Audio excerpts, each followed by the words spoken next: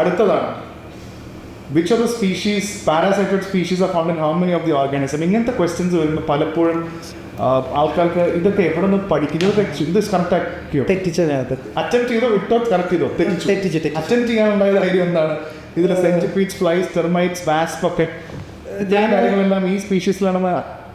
ഞാനെന്താ വെച്ചാൽ പാരസിറ്റോയിഡ് സ്പീഷീസ് എന്ന് പറയുമ്പോൾ നമുക്ക് ഒരു പാരസിറ്റിക് സ്പീഷീസ് ആ ഒരു ഫാമിലിയിൽ പെടുന്ന സ്പീഷീസ് ആയിരിക്കും എന്ന് ഞാൻ വിചാരിച്ചു. അപ്പോൾ അങ്ങനെ വെച്ചിട്ടാണ് ഞാൻ അസ്യൂം ചെയ്തത് ക്വസ്റ്റ്യൻ. അപ്പോൾ അതിൽ സംഭവം എന്താ വെച്ചാൽ കാരബിഡ് ബീറ്റിൽസ്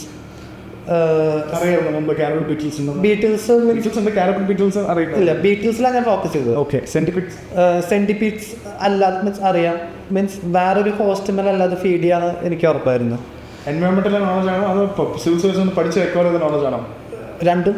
മീൻസ് സെന്റിപീഡ്സ് നമുക്ക് എൻവയോൺമെന്റൽ നോളജ് കൊണ്ടും ക്രാക്ക് ചെയ്യാവുന്നതേ ഉള്ളൂ. ഓക്കെ, ഫ്ലൈസ് ടെർമൈറ്റ്സ് ഫ്ലൈറ്റ്സ് എന്തായാലും പാരസിറ്റിക് ആണ്. ടെർമൈറ്റ് ഞാൻ പാരസിറ്റിക് ആയിട്ട് അസ്യൂം ചെയ്തതാണ്. പക്ഷേ സംഭവം എന്താ വെച്ചാൽ ഈ പാരസിറ്റോയിഡ് സ്പീഷീസ് എന്ന് വെച്ചാൽ feed on A host and kill, അതിന് കില്ല് മീൻസ് അതിനെ ടെർമിനേറ്റ് ചെയ്തുകൊണ്ട് കളയുന്ന ഒരു സ്പീഷീസാണ് അത്. അല്ലെങ്കിൽ പാരസിറ്റിക് സ്പീഷീസും പാരസിറ്റോയിഡ് സ്പീഷീസിൻ്റെയും വ്യത്യാസം ഞാൻ ആ സമയത്ത് എനിക്ക് അറിയില്ലായിരുന്നു. അവിടെ അപ്പോൾ ഞാൻ ടെർമൈറ്റും കൂടെ കൊടുത്തിരുന്നു. ശരിക്കും ആൻസർ കാരബിഡ് ബീറ്റിൽസ് ഫ്ലൈസ് വാസ്പ് ആയിരുന്നു answer.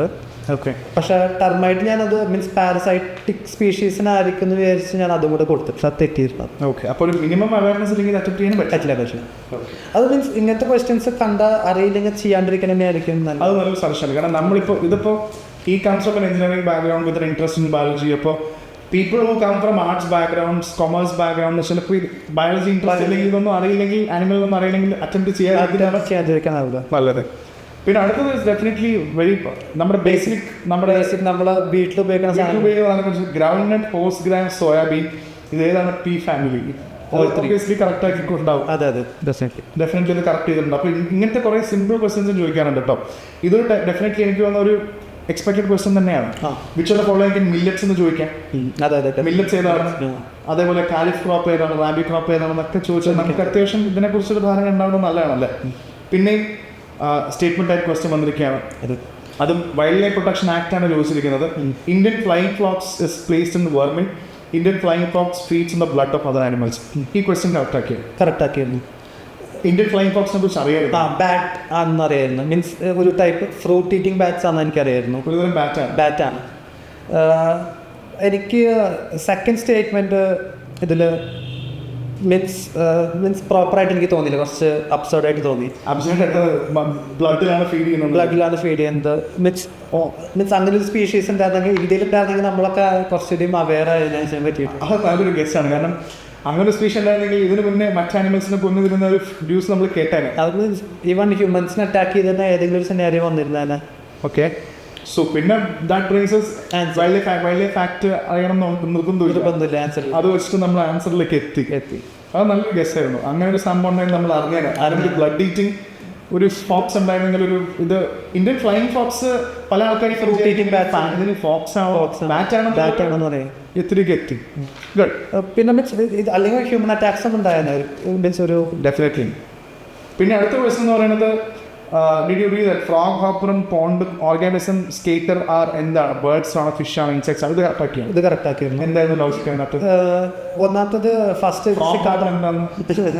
Frog hopper means pond സ്കേറ്റേഴ്സും സിക്കാഡും എനിക്ക് അറിയായിരുന്നു. മീൻസ് ആ ഒരു സർഫസ് ഓഫ് വാട്ടറിൽ എക്സിസ്റ്റ് ചെയ്യുന്ന ഒരു ടൈപ്പ് ഇൻസെക്ട്സ് ആണത്. ഓക്കെ, അപ്പോൾ you very clear. Frog hopper എന്ന് പറയുമ്പോൾ ഇൻസെക്റ്റ് ആണോ? അത് മീൻസ് നമ്മൾ ഏതെങ്കിലും ഒന്നോ രണ്ടോ മിനിറ്റിൽ എത്തിച്ച് നമുക്ക് ചെയ്യാവുന്നതുള്ളൂ. ഡെഫിനറ്റ്ലി സിക്കാഡോ പോണ്ട് സ്കേറ്ററോ ഏതെങ്കിലും വെച്ച് നമുക്ക് എത്തിക്കാൻ പറ്റി. ഇൻസെക്റ്റിലാണ് എത്തിയത്. ഗുഡ്. പിന്നെയും അടുത്തത് സ്റ്റേറ്റ്മെന്റ് ടൈപ്പാണ്. ഇതും വളരെ കോമൺ സെൻസിക്കലാണ്. പക്ഷേ chewing gums found in the market are considered a source of environmental pollution. Many chewing gum contain plastic as a gum paste. So ഇത് എങ്ങനെ അറ്റംപ്റ്റ് ചെയ്തു? അതിൽ ശരിയാക്കി. ഇതിൽ മെയിൻ ചെയ്തുള്ളൊരു വാക്കുണ്ടല്ലോ, മീൻസ് ഓൾ ച്യൂയിങ് ഗംസ് എന്ന് വരുമ്പോൾ നമുക്കത് ആ സ്റ്റേറ്റ്മെന്റ് കറക്റ്റ് ആണ്. കാൽക്കുലേറ്റ് ചെയ്തു. Many chewing gums found in pollution ആണോ? ശരിയാണോ സ്റ്റേറ്റ്മെന്റ്? ട്രൂ ആണ്. അത് ഗസ് ചെയ്തു. Many chewing gum contain plastic. chewing gumമിൽ പ്ലാസ്റ്റിക് ബേസ് ആയിട്ടുണ്ടെന്ന് തന്നെ അറിയായിരുന്നോ? ഇല്ലായിരുന്നു. അതൊരു ഗസ് തന്നെയായിരുന്നു അത്. Means plastic ഉണ്ടാവാണ്ടിരിക്കാം. മീൻസ് ഏതെങ്കിലും ഒരു ചുരുക്കത്തിലുണ്ടായാലും അങ്ങനെ ആവാലോ. അപ്പൊ നമ്മളത് തന്നെ അങ്ങനെ ചോദിക്കുമ്പോണ്ടെങ്കിലും ആ സാധ്യതയ്ക്ക് വിട്ടുകൊടുക്കും. അത് വെച്ചിട്ട് ഒരു ഏത് ഓപ്ഷനിലേക്ക് എത്തി? ഇതിൽ statement 1 both are correct statement എന്ന രീതിയിലേക്ക് എത്താൻ പറ്റി. ഇതിൽ നമ്മൾ മെനി ഓൾവേസ് എക്സാക്ട്ലി. പക്ഷെ ഒരു കാര്യമുണ്ട്, ഇത് കാണുന്ന ആൾക്കാർ ഈ മെനി ഓൾ സംഭവങ്ങൾ ഓൾ ഓൺലി എന്നൊക്കെ പറഞ്ഞ ഓക്കെയാണ് മറ്റു സാധനങ്ങൾ. പക്ഷെ പൊളിറ്റി വരുമ്പോൾ വളരെ ശ്രദ്ധിക്കണം. ഇത് പണി തരുന്നത് ഈ മെനി ഓൾ ഓൺലി എന്നൊക്കെ പറയുന്നത് മറ്റേതിൽ എക്സ്ട്രീം ആയിട്ട് തോന്നുമെങ്കിലും ഇന്ത്യൻ പൊളിറ്റി വരുമ്പോൾ ശ്രദ്ധിക്കണം. ഈ സയൻസ് ആൻഡ് ടെക്കും എൻവയോൺമെന്റിലൊക്കെ അത് ഒന്ന് ഫോക്കസ് ചെയ്തിട്ട് നല്ലതാണ്. കാരണം biology and science of exceptions എന്നാണല്ലോ പറയുന്നത്. അതെ, പക്ഷെ political important. Only president can do it, only government can do it എന്ന് പറയുമ്പോൾ ശ്രദ്ധിക്കണം. അടുത്തതും വളരെ ഇമ്പോർട്ടൻ്റ്, പിന്നെ ബോക്സ് ക്വസ്റ്റ്യൻ ആണ്. ആനിമൽസ് ആണ്. Brazil, Indonesia, Madagascar, indri, elk, bonobo. അറിയായിരുന്നു? ഇത് കറക്റ്റ് ആക്കിയോ? എൽക്ക് ഇന്തോനേഷ്യ അല്ലാന്ന് എനിക്കറിയായിരുന്നു. ഇത് കറക്റ്റ് ആക്കിയോ? ഇല്ല, തിരിച്ചു അറ്റംപ്റ്റ് ചെയ്തില്ല. ഓക്കെ. അപ്പോൾ എനിക്ക് തോന്നുന്നു ആനിമൽ സ്പീഷീസും ഇതും ഒന്ന് അറിഞ്ഞിരിക്കും. ഇതിനു വേണ്ടി പ്രത്യേക എഫർട്ട് ഒന്നും എടുത്തില്ലേ? മാപ്പ് പഠിച്ചു, രാജ്യങ്ങൾ പഠിച്ചു, ഓഷൻ പഠിച്ചു, ആനിമൽസിനെ ലിസ്റ്റ് ചെയ്യാൻ ശ്രമിച്ചില്ലേ? ഞാൻ സ്പീഷീസ് ന്യൂസ് എന്തായാലും പഠിച്ചു പോയിരുന്നു. പക്ഷെ അത് ബേസിക്കലി ഇന്ത്യൻ സെന്റേർഡ് ആയിരുന്നു അധികം. അല്ലെങ്കിൽ ഇത് എത്ര പഠിച്ചത് അവസാനിക്കില്ല, എത്രയും ആനിമൽസ് ഉണ്ട്. അതെ. അപ്പോൾ ഇതിൽ ഏകദേശം ഒരു കേസ് എടുത്തു. അപ്പോൾ അത് വിട്ടുപോയി. ഓക്കെ. പിന്നെ അടുത്തത് വേൾഡ് ടോയ്ലറ്റ് ഓർഗനൈസേഷൻ. നമ്മൾ WTO എന്ന് പറയുന്നത് വേൾഡ് ടോയ്ലറ്റ് ഓർഗനൈസേഷനെ പലരും നോക്കിയിട്ടുള്ളത്. അതെ. First of all I wanted to ask whether you are aware about WTO. ഇങ്ങനെ ഒരു ഓർഗനൈസേഷനെ കുറിച്ച് അറിയില്ലായിരുന്നു. അപ്പോൾ ഇത് വിട്ടോ? ഇത് ഞാൻ ചെയ്ത് തെറ്റിച്ചു. ഓക്കെ. അപ്പോൾ അതും നമ്മൾ ഡെഫിനറ്റ്ലി നമ്മൾ ഇങ്ങനത്തെ ഒരുപാട് ഓർഗനൈസേഷൻസ് വരാറുണ്ട്. പലപ്പോഴും നമ്മൾ അറിയണം നിർബന്ധമൊന്നുമില്ല. എല്ലാ വർഷവും എനിക്ക് ഏതെങ്കിലും ഒരു ഇപ്പോൾ ബേർഡ് വാച്ച് അങ്ങനത്തെ ഏതൊക്കെ ഓർഗനൈസേഷനെ കുറിച്ച് ചോദിച്ചു. ആംനസ്റ്റി ഇന്റർനാഷണൽ ചോദിച്ചിട്ടുണ്ട്. എന്തെങ്കിലും ഒരു ഓർഗനൈസേഷൻ അറിയാതിരിക്കാം. ഇതിനുവേണ്ടി എന്തെങ്കിലും പ്രത്യേക എഫേർട്ട് എടുത്തിരുന്നോ? ഇതിൽ ഹ്യൂമൻ ഏജൻസീസ് എല്ലാം പഠിച്ചു പോകണം. ഇപ്പോൾ WHO, IMF, പിന്നെ വേൾഡ് ബാങ്ക്, പിന്നെ WTO, world trade organisation, UN organisations എല്ലാം പഠിച്ച് അതിന്റെ കറണ്ട് അഫയേഴ്സ് ന്യൂസ് എല്ലാം പഠിച്ചുകൊണ്ട് അല്ലാതെ പ്രൈവറ്റ് ഓർഗനൈസേഷൻസിനെ കുറിച്ച് നോക്കിയിരുന്നില്ല. എഫോർട്ട് എടുത്തില്ല. ഞാനൊരു മീൻസ് അങ്ങനെ പഠിക്കും തോറും നമ്മൾ കഴിയൂല, എവിടെ എത്തില്ല. ഒരു ചെറിയൊരു റിസ്ക് എടുക്കണമെന്നുള്ളത്. That's fine. അടുത്തത് ആനിമൽസ് തന്നെയാണ്. ഇത് ഈ ക്വസ്റ്റ്യൻസ്, അതായത് ലയൺസിന് ബ്രീഡിംഗ് സീസൺ ബ്രീഡിംഗ് സീസൺ ഇല്ല. Most big cats, cheetahs do not roar. Cheetah roar ചെയ്യുന്നില്ല. Unlike male lions, male leopards not claim the scent marking. ഒന്നാമത് ഈ ചോദ്യം കറക്റ്റ് ആക്കിയോ? ഇല്ല. ഇത് അറിയായിരുന്നോ ഇതിനെക്കുറിച്ച്? മീൻസ് 1-2 സ്റ്റേറ്റ്മെന്റ്സ് ഒക്കെ അറിയായിരുന്നു. എസ്പെഷ്യലി സെക്കൻഡ് സ്റ്റേറ്റ്മെന്റ്, ചീത്താസ് റോർ ചെയ്യില്ല എന്ന് എനിക്ക് 100% അറിയായിരുന്നു. 100%. How did you get that? Extra reading കൊണ്ടാണോ? ചീത്താസ് മീൻസ് ഓൾറെഡി ന്യൂസിലുണ്ടായിരുന്നു. മീൻസ് ഈ കുനോ നാഷണൽ പാർക്ക് എല്ലാം സംബന്ധിച്ച് കൂണോ റീഇൻട്രൊഡക്ഷൻ വന്നപ്പോൾ യു റെഡ് മോർ അബൌട്ട് ചീത്താസ്. അത് മീൻസ് ഗ്രാജുവലി ന്യൂസ് പേപ്പറിൽ നിന്ന് എനിക്ക് കിട്ടിയിരുന്നു. ന്യൂസ് പേപ്പറിൽ കാരണം ചീറ്റ റോർ ഇല്ലെന്ന് അറിയാം. ഇല്ല. പക്ഷെ ഒന്ന് കറക്റ്റ് ചെയ്യാൻ പറ്റില്ല. ഇല്ല. ഇതിൽ എനിക്ക് ലയൺസിന്റെ ബ്രീഡിംഗ് സീസണിനെ കുറിച്ച് അറിയായിരുന്നോ? ഇല്ല, എനിക്ക് അതും അറിവില്ലായിരുന്നു. എനിക്ക് തെറ്റ്, പക്ഷെ അത് ഞാൻ കറക്റ്റ് ചെയ്തിരുന്നു. ഞാൻ ലയൺസിന് ഇപ്പോൾ മാമൽസിന് അങ്ങനെ പ്രത്യേകിച്ച് മീൻസ് ബ്രീഡിംഗ് സീസൺസ് കുറവല്ല. മീൻസ് സാധാരണ അങ്ങനെ ഇന്നൊരു സീസണൊക്കെ ഉണ്ടോന്നല്ലോ പ്രത്യേകിച്ച് മാമൽ സ്പീഷീസിന് കുറവായിട്ട്. ഞാൻ അപ്പോൾ അത് ശരിക്കും ഇല്ല. കറക്റ്റാണ്, സ്റ്റേറ്റ്മെൻറ്റ് കറക്റ്റാണ്. പക്ഷെ എനിക്ക് തെറ്റിയത് തേർഡ് സ്റ്റേറ്റ്മെൻറ്റിലായിരുന്നു. സെന്റ് മാർക്കിംഗ് തെറ്റിപ്പോയല്ലേ? ലെപ്പേർഡ്സ് ഞാൻ കൂട്ടത്തോടെ ഒരു ഹണ്ട് ചെയ്യണ വീഡിയോസ് പാക്കാണ് ശ്രദ്ധിച്ചത്. ലെപ്പേർഡ്സ് പാക്കിൽ ഹണ്ട് ചെയ്യും. അപ്പോൾ ഞാൻ ആ ടെറിട്ടറി മീൻസ് ടൈഗേഴ്സും ലയൺസൊക്കെ ഒറ്റയ്ക്കല്ല ഹണ്ട് ചെയ്യുക. അപ്പോൾ ദാറ്റ് മീൻസ് ഇത്തരം ഏരിയാസിൽ പ്രത്യേകം പ്രിപ്പറേഷൻ എടുത്തിരുന്നു. Animals already Indian Pacific animals പഠിച്ചു എന്ന് പറഞ്ഞു. ഈ എൽക്കും ബൊണോബും ഇൻഡ്രിയാണ് അറിയാത്തത്.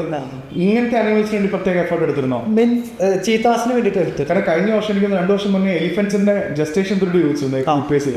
അപ്പൊ അതേപോലെ ഇപ്രാവശ്യം അങ്ങനെ ചോദ്യമാണ്. അപ്പൊ ഓൾറെഡി എനിക്ക് ഫേമസ് ആയിട്ട് ആനിമൽസിനെ നോക്കി വെച്ചാൽ നല്ല ചീറ്റ. എന്തായാലും നമ്മുടെ ഉള്ള ചീറ്റ, എലിഫന്റ്, ലയൺ, ലെപ്പേർഡ്, ചീത്തൊക്കെന്ന് നോക്കി വെക്കുന്നതാണ്. Next is 100 million farmers. ഈ ചോദ്യം ഇത് ഒരു 100 million farmersന്റെ ഏത് കാറ്റഗറിയിലാണ് വരുന്നതാണ്. അപ്പോൾ ഇത് സത്യം പറഞ്ഞാൽ very aware about 100 million farmers? ഇത് അറ്റംപ്റ്റ് ചെയ്ത് വിട്ടോ? റിസ്ക് എടുത്തില്ല. ഇതിൽ മീൻസ് എല്ലാ സ്റ്റേറ്റ്മെന്റും മീൻസ് 100 million farmers ആയിട്ട് അടുത്ത് നിൽക്കുന്ന സ്റ്റേറ്റ്മെന്റ്. അവിടെയാണ് UPSCയുടെ പ്രിലിംസിൽ ഏറ്റവും വലിയൊരു ചലഞ്ച് എന്താണെന്ന് വെച്ചാൽ ഇവർ തരുന്ന ഓപ്ഷൻ നമ്മൾ ടെസ്റ്റ് സീരീസ് ചെയ്യുന്ന പോലെ 4 ഓൾമോസ്റ്റ് വളരെ സിമിലർ ആയിരിക്കും. അപ്പോൾ you do not take a chance. Yes. Answer എന്തായാലും തന്നെ ഇതിന്റെ ഓപ്ഷൻ എ ആയിരുന്നു. ഫുഡ് ആൻഡ് വാട്ടർ റെസിസ്റ്റൻസിലേക്ക് പോസിറ്റീവ് ആയിട്ട് വരുന്നത്. പക്ഷെ അതിൽ ഞാൻ പലർത്തുനിന്ന് കണ്ട ലോജിക്ക് എന്താണെന്ന് വെച്ചാൽ ഈ ഇത്രയ്ക്ക് വലിയൊരു ഗ്രൂപ്പിംഗ് ക്രിയേറ്റ് ചെയ്യുമ്പോൾ ട്രാൻസ്നാഷണൽ ഗ്രൂപ്പിംഗ് ആയിരിക്കുമല്ലോ, മീൻസ് 100 million farmers. അപ്പോൾ ട്രാൻസ്നാഷണൽ ഇനീഷ്യേറ്റീവ്സ് മോസ്റ്റ്ലി ക്ലൈമാറ്റിക് ഒക്കെ ആയിരിക്കുമല്ലോ, അല്ലാണ്ട് ഈ കോർപ്പറേറ്റീവ് സൊസൈറ്റീസിൻ്റെ നിന്ന് ആയിരിക്കാം ചാൻസ് ഇല്ല. ടെസ്റ്റ് ചെയ്തു അല്ല മീൻസ് എനിക്ക് അറിയില്ലായിരുന്നു ആ ലോജിക്ക്. അതിന്റെ കാൽക്കുലേഷൻ വെച്ചിട്ട് സിദ്ധാർത്ഥ് ഓൾമോസ്റ്റ് 90% അറ്റൻഡ് ചെയ്തു. 10 വിട്ടിട്ടുള്ളൂ. അപ്പോൾ വിട്ട ക്വസ്റ്റൻസിൽ വിട്ടു. യെസ്, വേണ്ട വെച്ച് ഗസ് ചെയ്യാൻ പോലും 92 ആണ് ഞാൻ അറ്റൻഡ് ചെയ്തത്. ശരിക്കും പ്രിലിംസ് ഓരോരുത്തർക്ക് ഓരോ സ്ട്രാറ്റജിയാണ്. ഇപ്പം എനിക്ക് പണ്ടുണ്ടായിരുന്ന ഒരു സ്ട്രാറ്റജി ആയിരിക്കില്ല സിദ്ധാർത്ഥ് ഇപ്പം അറ്റൻഡ് ചെയ്യുന്നത്. സിദ്ധാർത്ഥിന് ഗസ്സസ് വൈൽഡ് ഗസ്സസ് പോകാറുണ്ടോ അതോ ഉറപ്പുള്ളത് മാത്രം അറ്റൻഡ് ചെയ്യാറുള്ളൂ? 90 ഉറപ്പുള്ളതാണ് അറ്റൻഡ് ചെയ്തത് അതോ അല്ലല്ല മീൻസ് ഞാൻ ഗസ്സത്തെ കുറച്ച് മീൻസ് കാൽക്കുലേറ്റഡ് ഗസ്സസ് എടുത്തിട്ടുണ്ട്. ഓക്കെ, അതാണ് ചോദിച്ചത്. മീൻസ് പക്കയായിട്ട് ആൻസർ ചെയ്യാൻ നമുക്കൊരു 30 അല്ലേ കിട്ടുള്ളൂ. എക്സാക്ട്ലി, അതാണ് ഇമ്പോർട്ടൻറ്റ്. പക്ഷെ എന്നാലും എനിക്ക് തോന്നുന്നു ചില ആൾക്കാരുണ്ട് 55 അറിയാമെങ്കിൽ 55 മാത്രം എഴുതി വരുന്ന ആൾക്കാർ അങ്ങനെയുണ്ട്. പക്ഷെ അത് ഭയങ്കര റിസ്ക്കിയാണ്. കാരണം you have to be that damn sure. Yes, 55 കറക്റ്റായി 110 കിട്ടുന്ന ഉറപ്പിലാണ് നമ്മൾ പോകുന്നത്. പക്ഷെ നമുക്ക് UPSC പേപ്പറിൽ സാധാരണക്കാർക്ക് എനിക്ക് തോന്നുന്ന ആ സ്ട്രാറ്റജി വർക്കൗട്ട് ആവില്ല. പിന്നെ വേറൊരു സംഭവം എന്ന് വെച്ചാൽ നമ്മൾ പഠിച്ചത് മാത്രമേ എഴുതുള്ളൂ എന്ന് പറയുമ്പോൾ പിന്നെ നമ്മുടെ ഒരു ലോജിക് ബ്രെയിൻ പോയി മീൻസ് അത് കംപ്ലീറ്റ് ആയിട്ട് കട്ട് ഓഫ് ചെയ്യേണ്ട ആവശ്യമില്ല, നമുക്കൊന്ന് എക്സ്പ്ലോർ ചെയ്യാൻ. അതായത് അങ്ങനെയാണെങ്കിൽ നമുക്ക് കിട്ടുന്ന പഠിച്ച് മാത്രം എടുത്തു പോകാൻ. അടുത്തത് again distributed energy resources. Are you knowing about this concept? Yes sir. Distributed energy resources അറിയായിരുന്നു. അപ്പോൾ അതിൽ battery storage, biomass, fuel cell, roof top എങ്ങനെ കറക്റ്റാക്കി? ആ ഡിസ്ട്രിബ്യൂട്ട് എന്ന് വെച്ചാൽ ഡീസെൻട്രലൈസ്ഡ് എനർജി റിസോഴ്സസ് ആണ് ബേസിക്കലി. അപ്പോൾ കോൺസെപ്റ്റ് ആദ്യമേ അറിയായിരുന്നു. How did you know it? അത് മീൻസ് കറണ്ട് അഫയേഴ്സ് പഠിച്ചപ്പോഴാണോ? കറണ്ട് അഫയേഴ്സ് പഠിച്ചപ്പോൾ കിട്ടിയതായിരിക്കും. പക്ഷെ ഞാൻ ഈ മെയിൻസിൻ്റെ ആൻസർ റൈറ്റിംഗ് മുന്നിൽ കുറേശ്ശെ ചെയ്തിട്ടായിരുന്നു. ഓക്കെ, അപ്പോൾ അതിൽ ഓരോ കീസിലൊക്കെ കാണാറുണ്ട്. മീൻസ് ഈ എനർജി ക്രൈസിസ് കണ്ടപ്പോൾ you finally saw that. ഈ എനർജി ക്രൈസിസ് എങ്ങനെ സോൾവ് ചെയ്യാം, എങ്ങനെ സെൽഫ് സഫീഷ്യൻ്റ് ആകും. അപ്പോൾ അതിലൊരു സ്ഥിരം ഒരു ഇതാണ് ഡിസ്ട്രിബ്യൂട്ടഡ് എനർജി റിസോഴ്സ്. ഡീസെൻട്രലൈസ്ഡ് ആണ് ഉദ്ദേശിക്കുന്നത്. അപ്പോൾ അതിൽ what was your answer, final answer? All four എല്ലാം ഡീസെൻട്രലൈസ്ഡ് ആണല്ലോ. അപ്പോൾ അത് ഇമ്പോർട്ടൻ്റ് ആണ്. ചില കാര്യങ്ങൾക്ക് നമുക്ക് you need to re know the concept also. Next is again ഇതും ഒരു which of the following shows a unique insect that has co-evolved with the only insect that can pollinate this tree? ഈ trees insects എനിക്കൊന്ന് UPSCയുടെ favourite ആണ്. Insects ഇപ്പോൾ of lately കണ്ടു. Trees ഭയങ്കര important ആണ്. മരങ്ങൾ തന്നിട്ട് കാറ്റഗറൈസ് ചെയ്യാൻ ഏത് മരം ട്രോപ്പിക്കൽ സീഡസ് ആണോ എവർഗ്രീൻ ആണോ എന്നൊക്കെ ചോദിക്കാറുണ്ട്. അപ്പോൾ ഇതിൽ ഈ എന്താണ് did you attempt get it correct? No, I got it wrong. Attempt തിരിച്ചു. എന്താ അറ്റംപ്റ്റ് ചെയ്തത്? ഞാൻ സിൽക്ക് കോട്ടൺ ആണ് അറ്റംപ്റ്റ് ചെയ്തത്. Silk cotton. ആൻസർ ഫിഗ് ആണ്. എന്തായാലും അപ്പോൾ ആ സമയത്ത് എന്താ തോന്നിയത്? മീൻസ് ഒരു ഓൺലി വൺ ഗെസ് ആണോ അതോ ഗെസ് ആണ്? ഗെസ് എടുത്താണ്. മീൻസ് ഇത് പ്യുവർ ഗെസ്സിങ് ആയിരുന്നു. മീൻസ് അറിയുന്നില്ല. നമ്മൾ ട്രീ അറിയാമെങ്കിലും ഈ ഇൻസെക്റ്റിനെ കുറിച്ച് അറിയണ്ടായിരുന്നില്ല എന്നുള്ളത്. ഇത് കണ്ടോ, മൊത്തം ഇൻസെക്ട്സും ആനിമൽസും കുറേ ഉണ്ട് ഇപ്രാവശ്യം. ഇതിലും butterfly, fish, frog, how many of them have poisonous species? ഇതും ഒരു എക്സ്ട്രീമിറ്റി ഉണ്ടാവാതിരിക്കാൻ. What was your logic in this? I went for all three. Safest guess. ബട്ടർഫ്ലൈസിനും പോയിസൺ ആണ്. അതെ അതെ.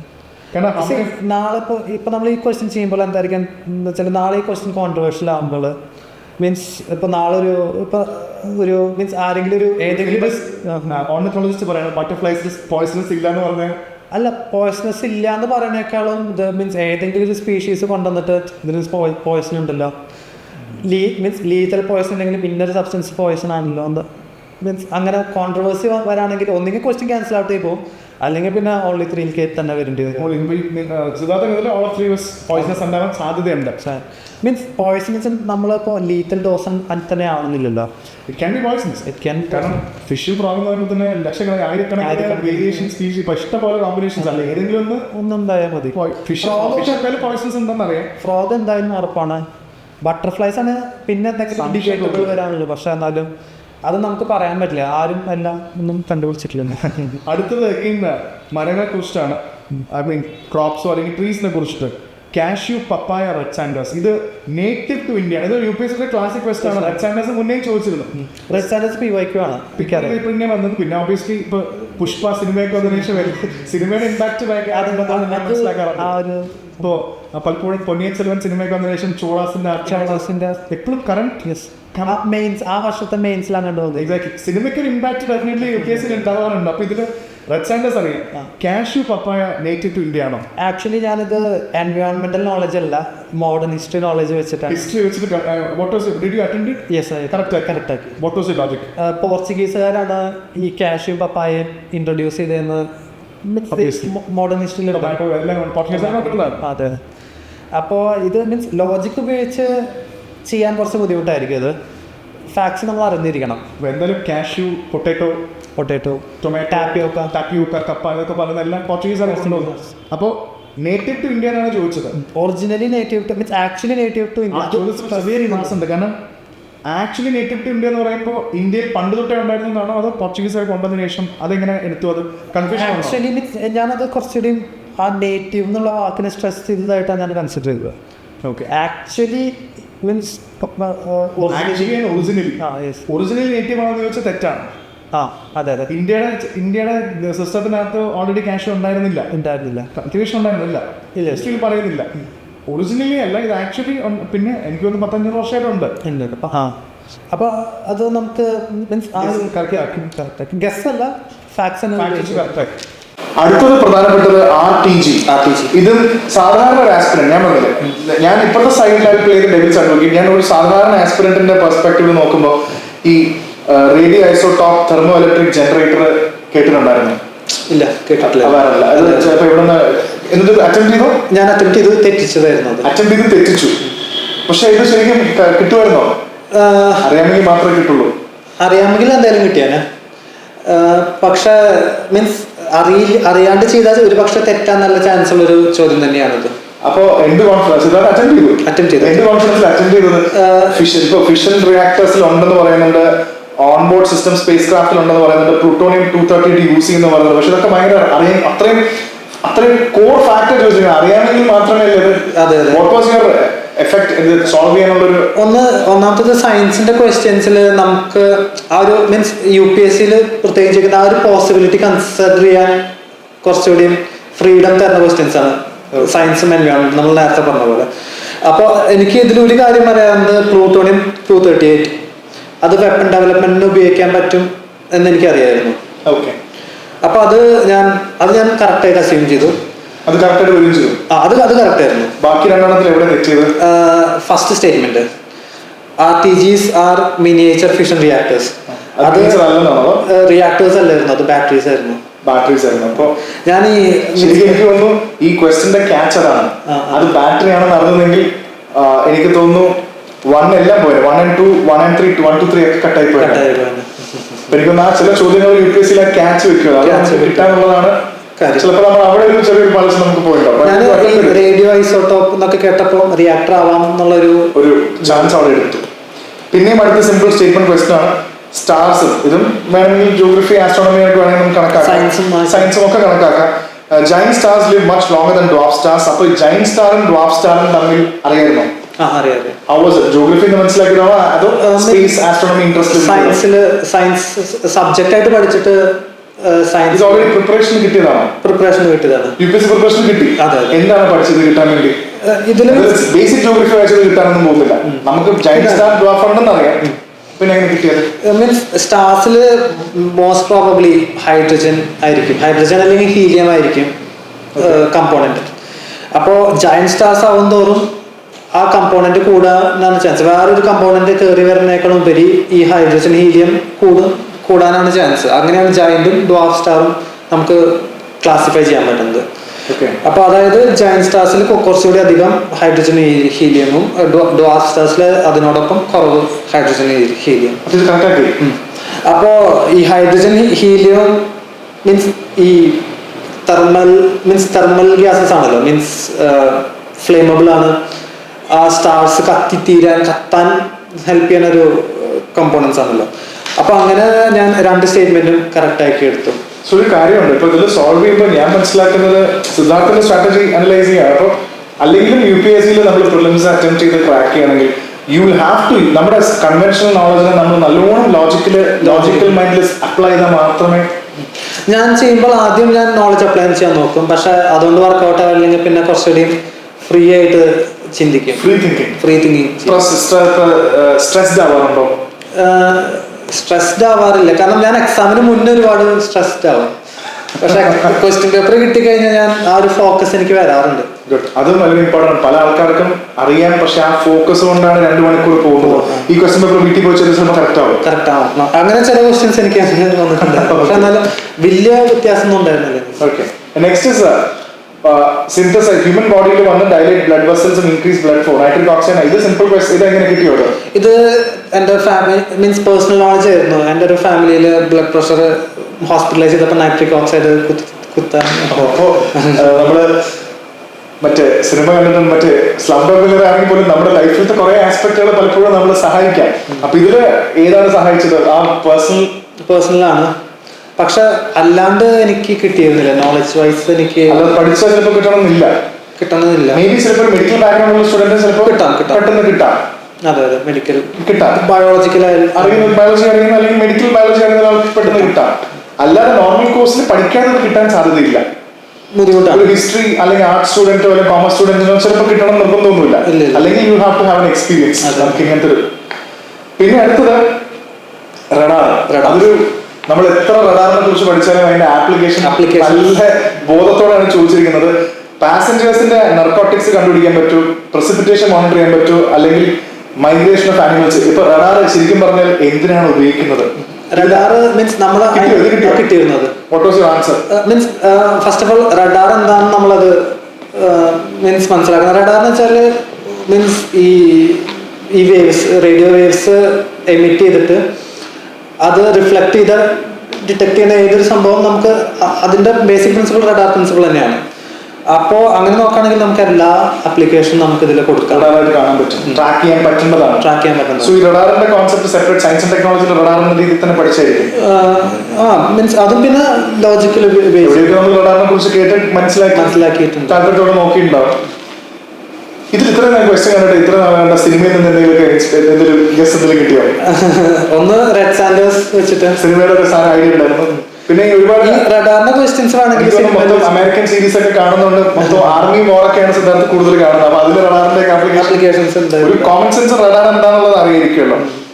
പിന്നെ ഡിഫൻസ്, ഇതും ഓബ്വിയസ്ലി ഈ വർഷം ഡിഫൻസിന്റെ ഒരുപാട് ചോദ്യങ്ങളുണ്ട്. എല്ലാ കൊല്ലം ഡിഫറെന്റ് ആയിട്ടും. ഒന്ന് ഈ aircraft, helicopters, missiles, launch, PSLV, GSLV, ഇതിന്റെ റേഞ്ച്, അഗ്നി, പൃഥ്വി, ഇതൊക്കെ UPSC ഒരു ഇമ്പോർട്ടന്റ് ഏരിയ ആണ്. ഇതില് 5th ജനറേഷൻ അറിയാമോ? അറിയാം. സ്റ്റെൽത്ത് കേപ്പബിൾ ആയിട്ട് ഇത് ഡിഫൻസ് നന്നായിട്ട് ഫോളോ ചെയ്യുന്നുണ്ട്. അപ്പൊ ഡിഫൻസ് ന്യൂസുകൾ, അപ്പൊ മിഗ് എന്താണെന്നും റാഫേൽ എന്താണെന്നും തേജസ് എന്താണെന്നൊക്കെ നല്ല ധാരണ. ഇത് വളരെ ഒബ്വിയസ് ക്വസ്റ്റ്യൻ. ആൻഡ് പിന്നെ ഉള്ളത് ഹൈഡ്രോജൽ. ഡ്രഗ് ഡെലിവറി ഉണ്ട്, മൊബൈൽ എയർ കണ്ടീഷൻ ഉണ്ട്, ഇൻഡസ്ട്രിയൽ ലൂബ്രിക്കന്റ് ഉണ്ട്. ഹൈഡ്രോജൽ എന്ന് പറയുന്ന സംഭവം അറിയാമോ? ഇല്ല. ഹൈഡ്രോജൽ എന്ന് പറയുന്ന സംഭവം ഞാൻ കേട്ടിട്ടുണ്ട്, പക്ഷെ എക്സാക്ട് ആയിട്ട് പ്രോപ്പർ ആയിട്ട് ഞാൻ പഠിച്ചിട്ടില്ല. So did you attempt this? ഞാൻ attempt ചെയ്തിരുന്നു. കിട്ടി? കറക്റ്റ് ആക്കി. അറിഞ്ഞേക്കൊള്ളാം. എങ്ങനെയാണ് അറിയാതെ കറക്റ്റ് ചെയ്തത്? എന്താണ് ലോജിക് കിട്ടിയത്? ഹൈഡ്രോജൽസ് എന്നുള്ള വാക്കുകൊണ്ട് obviously industrial lubricants, gel lubricant, ആ ഒരു കണക്ഷൻ ഞാൻ എസ്റ്റാബ്ലിഷ് ചെയ്തു. ഓക്കെ. പിന്നെ ഡ്രഗ് ഡെലിവറി പേഷ്യൻസിന് യൂസ് ചെയ്യാം മീൻസ് അതും ഒരു അസംഷൻ ആയിരുന്നു ഞാൻ ചെയ്തത്. എയർ കണ്ടീഷനിങ് മീൻസ് ഈ മോസ്റ്റ് റെഫ്രിജറേറ്റേഴ്സും കൂളൻസും ഒക്കെ ഒരുമാതിരി ജെല്ലുകളാണ്. അത് മീൻസ് അത് എനിക്ക് മെക്കാനിക്കൽ എഞ്ചിനീയറിംഗ് നോളജ് ആയിരുന്നു. കുറച്ച് ജെല്ലുകൾ വെച്ചിട്ട്. അപ്പൊ എനിക്ക് അതാണ് ഇവിടെ മെക്കാനിക്കൽ എഞ്ചിനീയറിംഗ് നോളജ് വെച്ചിട്ട്. പക്ഷെ ഇതാണ് പലപ്പോഴും നമുക്ക് ടോപ്പിക് അറിയില്ല, പക്ഷെ നമുക്ക് നമ്മുടെ ലൈഫിൽ കിട്ടുന്ന ട്രാൻസാക്ഷൻ നോളജ് വെച്ച് നമ്മൾ എങ്ങനെയൊക്കെയോ ഗസ്സെടുക്കുകയാണ്. ഇത് അറിഞ്ഞിട്ടില്ലെങ്കിൽ പോലും കറക്റ്റ്. അത് അല്ലെങ്കിലും അറ്റംപ്റ്റ് ചെയ്യാമെന്ന് എനിക്ക് തോന്നുന്നു. കാരണം മീൻസ് നമ്മൾ നേരത്തെ പറഞ്ഞല്ലോ ചിലപ്പോ എയർ കണ്ടീഷനിൽ വരാൻ ഹൈഡ്രോജൽ ഉപയോഗിക്കാൻ സാധ്യതയുണ്ട്. അടുത്തത് ഫ്യൂൽ സെൽ ഇലക്ട്രിക് വെഹിക്കിൾസ് അറിയാമോ?